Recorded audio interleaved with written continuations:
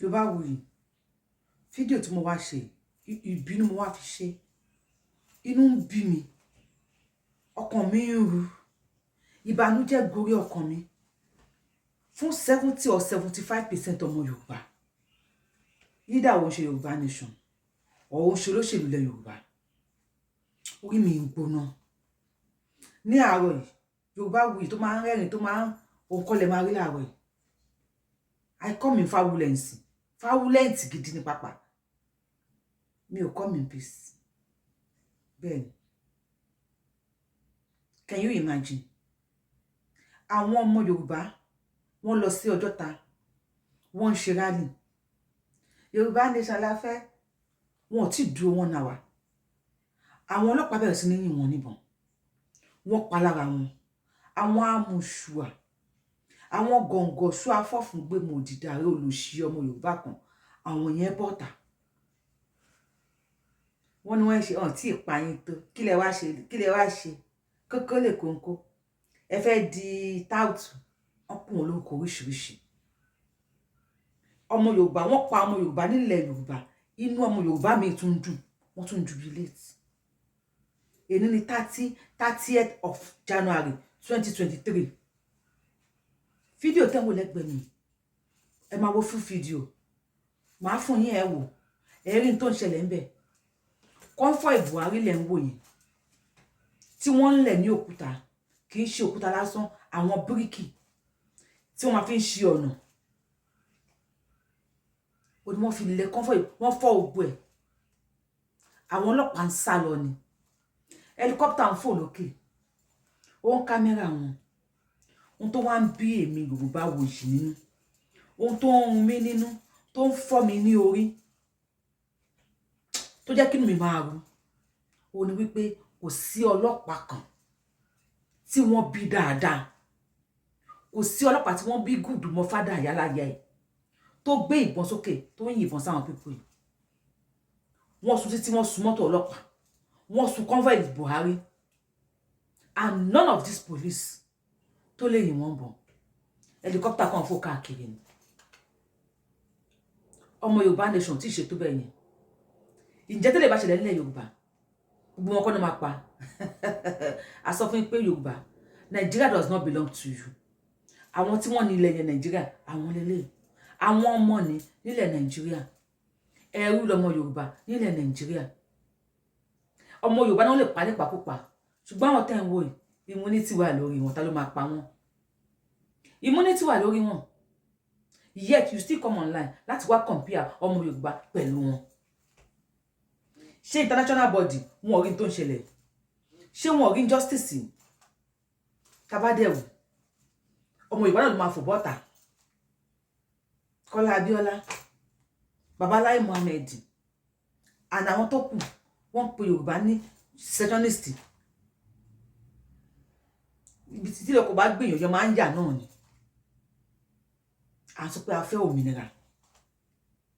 báwo lòmìnira ṣe papọ̀ mọ́ pé kéèyàn fẹ́ secede a fẹ́ exit ni yet when they talk this rubbish àwọn family wọn náà wọ́n á wá sí online wọ́n á máa wá fight fún wọn ẹ kọ́kọ́ bá mi gbé ojú ayọ̀ sókè ẹ jẹ́ ká kọ́kọ́ wo díẹ̀ nínú tó ń ṣẹlẹ̀ ẹ kọ́kọ́ wò.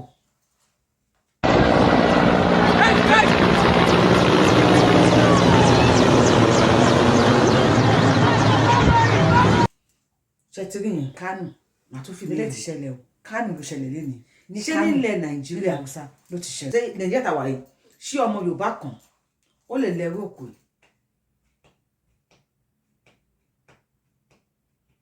ààfin ọba Ọọ̀ni of Ifẹ̀ lásán làwọn ọmọ Yorùbá lọ wọ́n ní wọ́n sọ̀rọ̀ wọ́n sọ̀rọ̀ sọ wọ́n yìn wọ́n bẹ̀rẹ̀ sí nílé wọn wọ́n nà wọ́n nàkúnà wọ́n ṣe wọ́n léṣe ní ààfin Ọọ̀ni of Ifẹ̀ number 1 ọba aládé of Yorùbá land làwọn ọmọ Yorùbá ò ti lè sọ̀rọ̀ ìyẹn ogún ọdún ó ń gbóná ni àwa ń kọ sílẹ̀ kí tó tún fi kan tún ìmí tún hàn yìí ẹ jẹ́ ká béèrè lọ́wọ́ ara wa kí ni àwọn mẹ́ńsà sì ṣe tí wọ́n ti pa wọ́n sílẹ̀ Yorùbá kò sáńsà fún ẹ̀yin náà rí sí ẹ̀ èmi náà rè sí ẹ̀ ṣùgbọ́n nǹkan tó mọ̀ ni pé lẹ́yìn ọmọ Fúlàní gbogbo ẹ̀yà tó kù nílẹ̀ Yorùbá ẹ̀rú ni wọ́n ẹ bá yẹ pa wọ́n lẹ̀ Ìgbò nípakúpa ẹ bira yín ẹ bá mi kọ sí comment section ẹ kọ síbẹ̀ pẹ̀lú fídíò tó fẹ́ fi hàn yẹn lẹ́ẹ̀kejì pé ṣé wo eléyìí ṣó lè ṣẹlẹ̀ ní anywhere in Nigeria except ilẹ̀ Haúsá bá dẹ̀ wíńsìn tábà wọn ká mú wíwá ká fọmọ sílẹ̀ irú nọ́nsẹ̀nsì wo gangan lélẹ̀ òṣàbò lè gbè mí wọ́n ní ṣe bí bó ṣe bá mi ẹ gbé wa ẹ ṣe wá bá ṣe bá wa wọ́n ní if you can't beat them you join them a lè beat yín a tún join yín àjọ ń ṣe one Nigeria if you can't join them you leave them a lè join yín wàhálà yìí ti pọ̀ jù a fẹ́ leave yín ẹ láàánú lọ síbi kankan and again àwọn ọmọ Yorùbá wọ́n tún support atrocity for God's sake ẹ yà gbálẹ̀ Yorùbá ẹ dẹ̀ bẹ̀rẹ̀ Ọlọ́run ọba ẹ wò torí Ọlọ́run ẹ tún bá mi wo eléyìí náà.